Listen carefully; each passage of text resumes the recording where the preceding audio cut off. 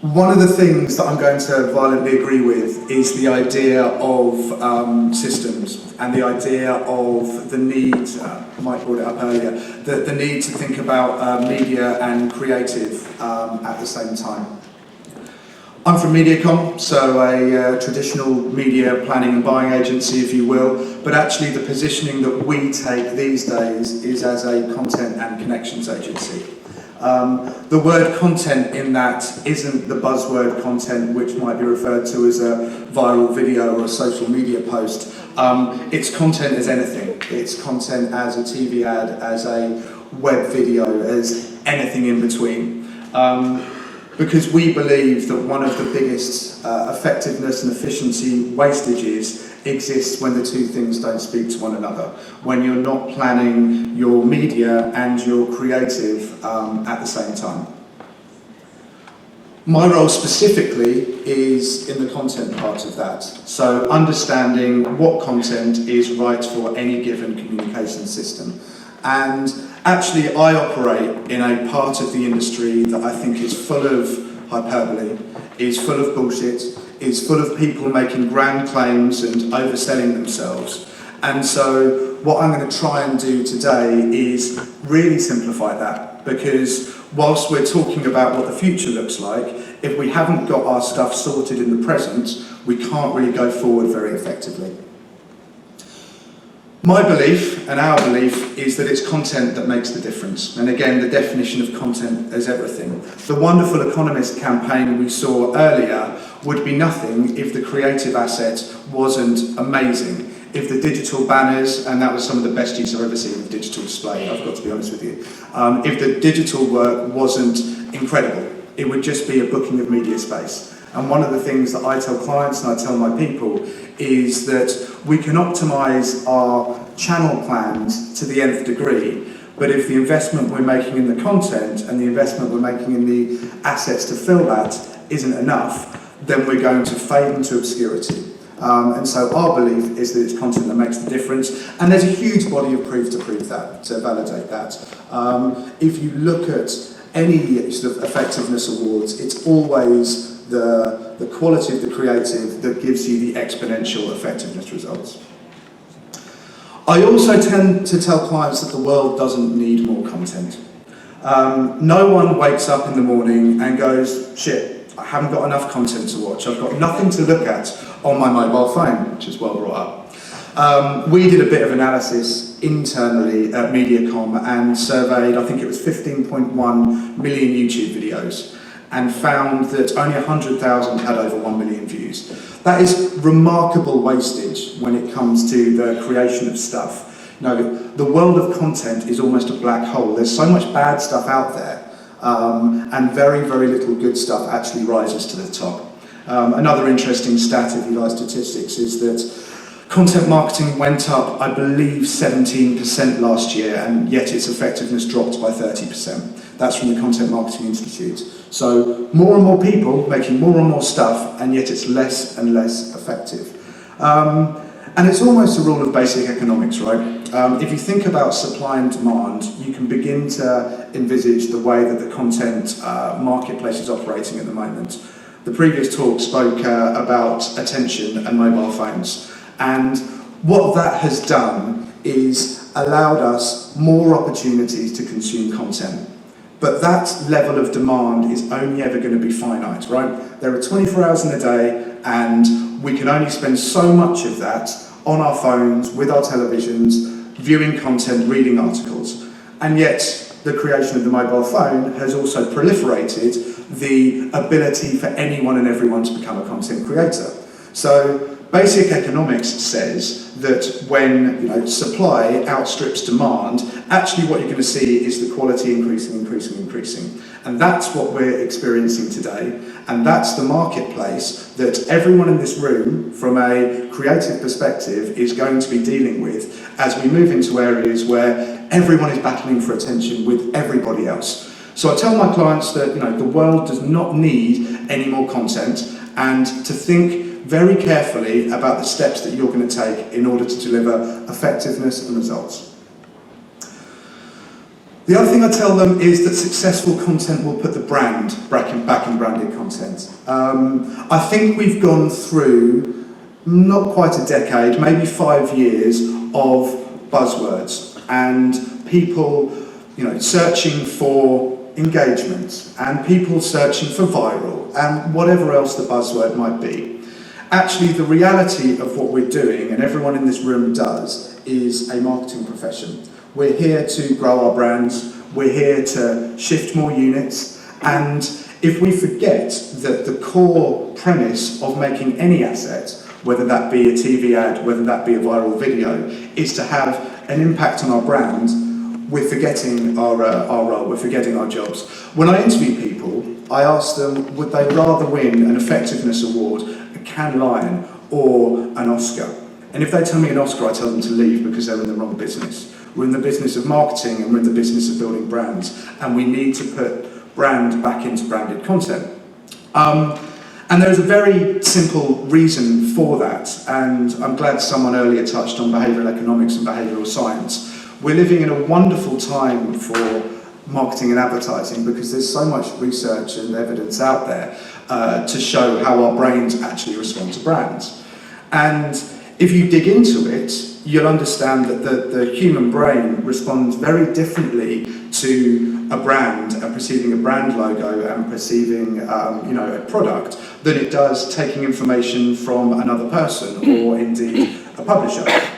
And that puts us in an interesting place because whilst we can take advice from the likes of YouTube and influencers and Vice and BuzzFeed and whoever else it might be, their business is very different to ours, and the way in which people react to the brands that we are promoting is inherently different. Now, ultimately, we are always trying to sell something, grow something, and that needs to be at the centre, I believe, of our thinking in an age of more enlightenment when it comes to the content that we create for our brands. People like to have a quote on screen, I've noticed. That's good. Mine's from Michael Porter, probably one of the greatest business strategists of our time. And it's really simple. Strategy is about making choices. Because for every choice you make, there's something that you don't do. And that, for me, in the current landscape that we're operating in, is really important. Strategy is about making choices. And so much of the bad work that I see happening is when people want to do everything.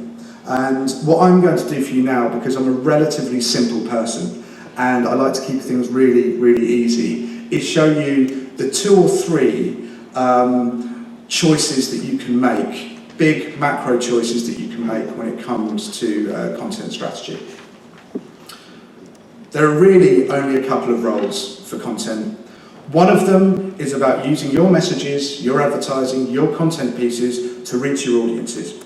The ways and means in which we have done that over the last 5, 6, 7 years have changed massively, but the reality is it's still about broadcasting your message to a bunch of people you want to influence.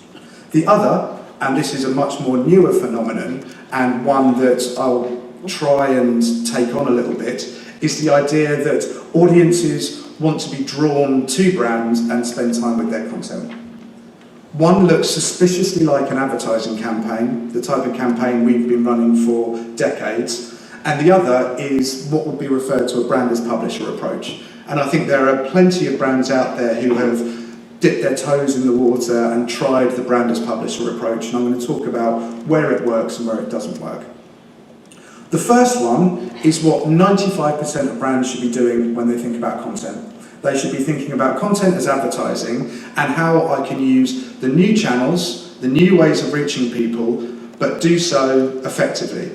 So that means that if you create a piece of content that actually isn't aligned with your overall message, something I see time and time again, I get briefs from clients all the time going, we want to do a content campaign.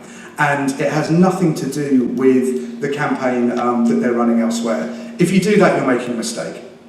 If you're doing something that isn't looking to reach a big, large portion of the audience, I also think you're making a mistake. You know, we talk about the ability to micro-target these days. We talk about the ability to reach individuals on a one-to-one basis. I'm yet to see any real proof that one-to-one is working. I like the idea of clusters, I like the idea of changing content depending on the audience interests, but I also like the fact that there seems to be a large body of marketers and marketing practitioners out there at the moment who are buying into the buy and sharp theories and talking about targeting on a mass level rather than trying to grow loads of brand loyalists. So for me, you can use content to effectively reach and convince people to do something. And this is usually, and should usually be done as a burst. One of the things that I think the advertising industry or the content industry or whoever it is has done a phenomenal job of doing is convincing marketers that brands should be always on. I don't think brands should be always on. I don't think you wake up in the morning and first say, shit, I've got no content to consume, and then go, well, I wonder what Repsol is going to tell me this morning. I don't think that's the way that our brains work. And one of the big complaints that I've had about the way that the likes of Facebook and Google have approached this, and look, they have self-serving interests, they need to do what they need to do, is telling us that every brand needs a continuous, always-on presence. This might sound slightly offensive to some people, but I am of the belief that there are far too many technologists in the industry and not enough marketing practitioners who actually know how categories and brands should work. So to indicate my point of content is advertising, let's use some of the most famous cases, some of the most awarded cases, some of the most heralded cases of branded content that we've seen over the last few years. Like a Girl, brilliant viral video, brilliant piece of content. It was a Super Bowl TV ad, right? It was not designed initially as a piece of branded content, it was designed initially as a Super Bowl TV ad. The most shared video from last year, as heralded, wonderful content success. This was from Android. You'd have seen this in print, you'd have seen these as posters, part of a really good integrated advertising campaign. Nike's been brought up a couple of times. Brilliant cultural brand, fantastic. The stuff they did around the Olympics, again, really, really impressive, lovely piece of content. Do you think if you went out on the streets out there and asked someone, did you see that Nike piece of content, they'd turn around to you and go, oh, what, do you mean that Nike ad? Or do you mean that Nike video? Content's not in their vernacular, it's not in their language. And for them, and for Nike, content is still about advertising and propagating a marketing message. And you know what? Doing this before big sporting events is something that Nike did way before YouTube. I still remember getting excited about what the video would be before a World Cup and the Brazilian football team running through an airport. Now that was a piece of advertising, content marketing, whatever you want to call it, way before we started talking in those terms. So the first thing I will suggest to you is that for 95% of the time, good content is good advertising. It should be judged as such. When you KPI it, you can ensure that you're doing so on brand health measures, on short and long-term health measures. But I also think there's nothing wrong with saying we're in the profession of advertising, even as content creators.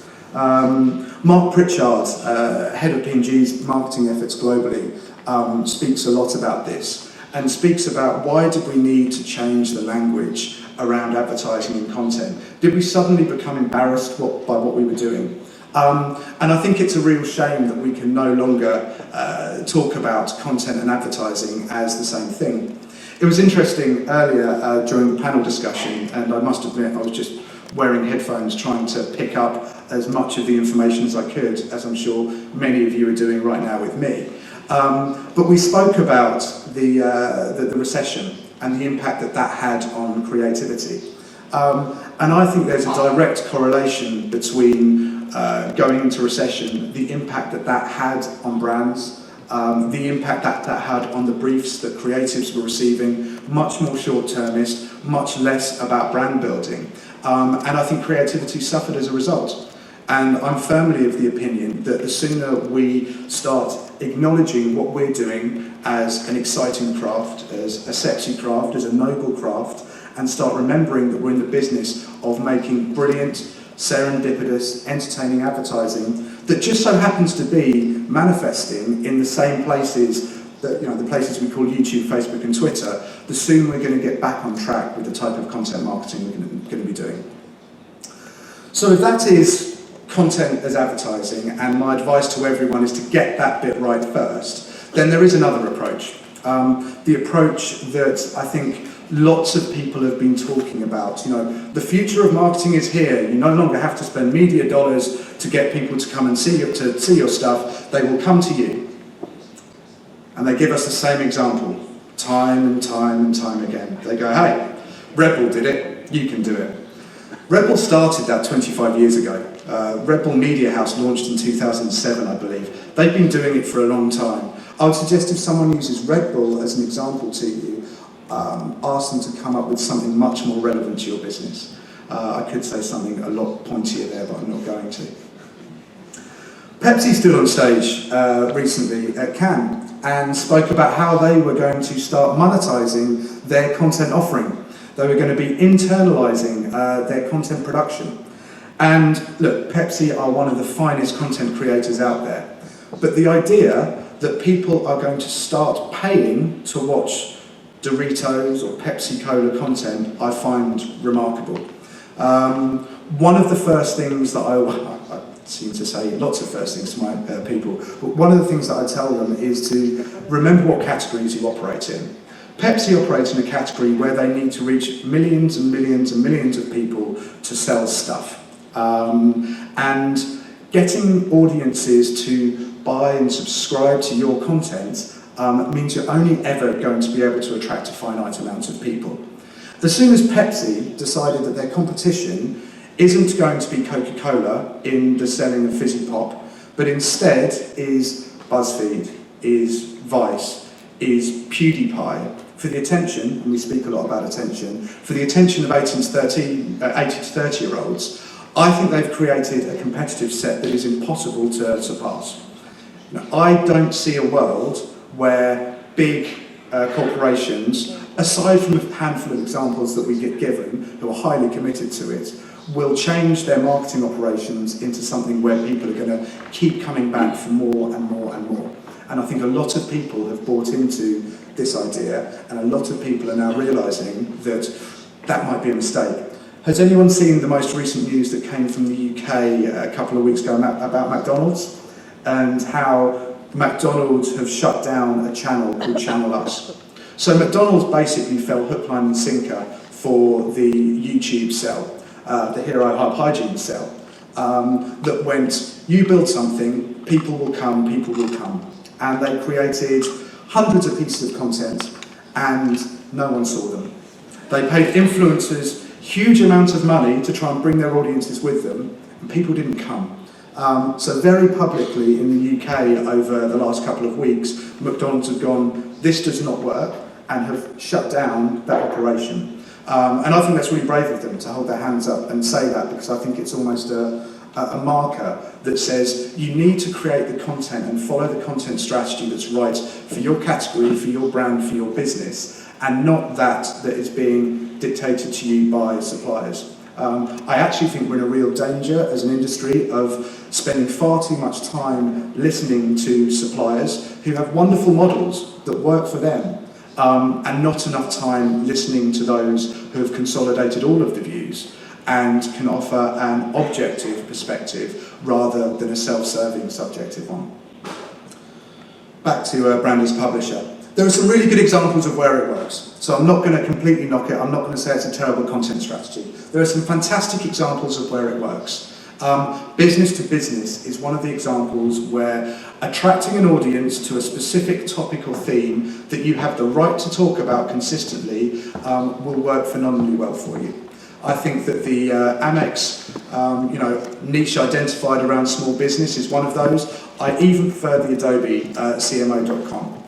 The key to the brand as publisher model, the key to building an audience and retaining an audience as a brand is finding that one thing that you have the right to talk about that no one else has the right to talk about. And finding that one audience, that high value audience, that can't be 18 to 30 year olds. That has to be CMOs at the very top of their game who are 6'2" tall at least. That has to be individuals in a very small group and getting them coming back to you time and time again, because then I think that the model can work. But the model will not work for any and every brand. So, my simple rules for building a brand as publisher strategy would be, this is something that's campaign agnostic. You know, your campaign headlines may come and go. This is something that is committed to for a sustainable period of time. This is something ownable. This is a territory that you identify as important to your business that no one else out there has the opportunity to talk about. It can't be, let's talk about football for 18 to 30-year-olds. Because I tell you what, there are a lot of brands out there who aren't in the business of selling goods and services who are doing that a lot better. It has to be a smaller, high-value audience, and it has to be around regular scheduling. This is where all of that advice from the publishers that we listen to can actually come in. So, there are two approaches that I can take to strategy. Well, actually, for me, there's a third. And again, one of the ideas that we've been touching on, one of the themes that is reoccurring throughout this conference, is the idea of cooperation, is the idea of working with other partners for virtuous gain. And this is what I call sharing an audience, or what most other people might call partnership. And there is a huge opportunity, a bigger opportunity today than I think there ever has been around the idea of brands getting together and partnering, especially publisher brands with our brands and the consumer brands that we represent. And there's one reason for that, and it's the word attention. The word attention has been used a few times today, and I thank you for continuing to pay attention to me. We operate in a world where attention is finite.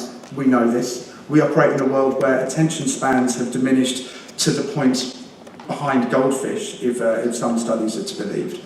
And we operate in a world where apathy towards brands is at its all-time highest. You know, if you ask people, trust surveys, do you trust brands? The answer is lower than it ever has been before.